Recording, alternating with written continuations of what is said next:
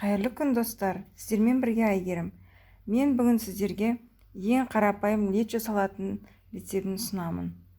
Ендеше менімен бірге болыңыздар. Видеоны соңына дейін тамашалаңыздар.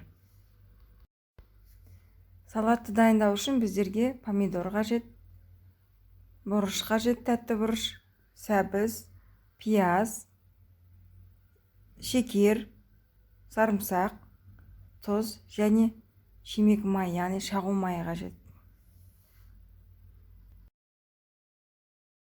Ең алдымен барлық көкөністерімізді жуып тазалап аламыз. Одан кейін помидорымызды ұсақтап турап ет тартқыштан, яғни мясорубкадан немесе блендермен езіп ұсақтаймыз.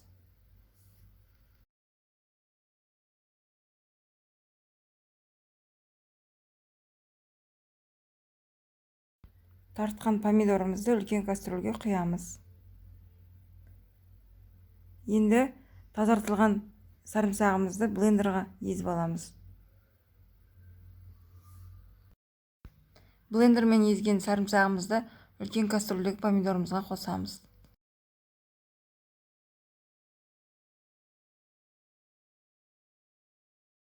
Пиязымызды турап, соломкалап турап, жаңағы помидор салынған кастрөлге қосамыз.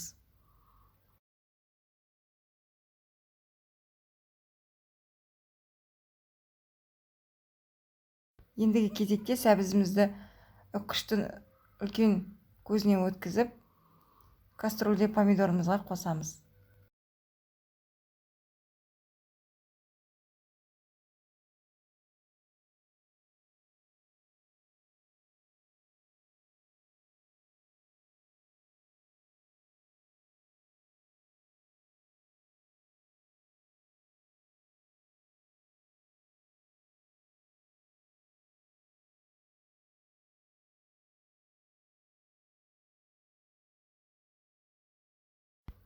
Одан кейін тәтті бұрышымызды жақсылап тазалап жуып алып, ішіндегі дәндерінен тазартып аламыз және оны соломкалап турап помидорымызға қосамыз.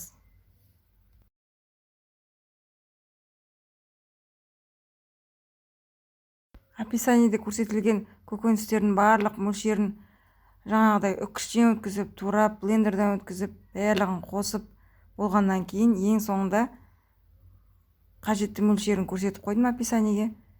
Шекерімізді қосамыз және тұзымызды қосамыз және шимек майымызды қосамыз. Содан кейін отқа қойып қайнатамыз.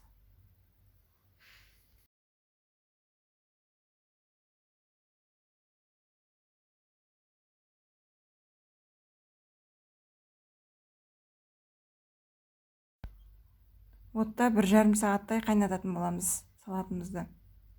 Лечомыз дайын болды. Өте дәмді болып шығады. Қыс мезгілінде таптырмас салат болып табылады. Дәмі өте ерекше болады. Бұл салатты мен 10 жылдан бері жасап келе жатырмын, сондықтан қорықпай жасай беруіңізге болады осы рецепт бойынша. Салатты банкеге салмас бұрын банкымызды жуып тазалап, стерилизовать етіп аламыз, стерилдеп аламыз яғни. Содан кейін салатты құйғаннан кейін қақпағына шай қасық немесе жарты шай қасық, 1 шай қасық уксус салып 70% жауып тастаймыз. Менің каналыма тіркеліп қоюды ұмытпаңыздар. Келесіде тағы да қысқа дайындық, яғни тағы да салаттардың рецептісі болады. Күтіңіздер.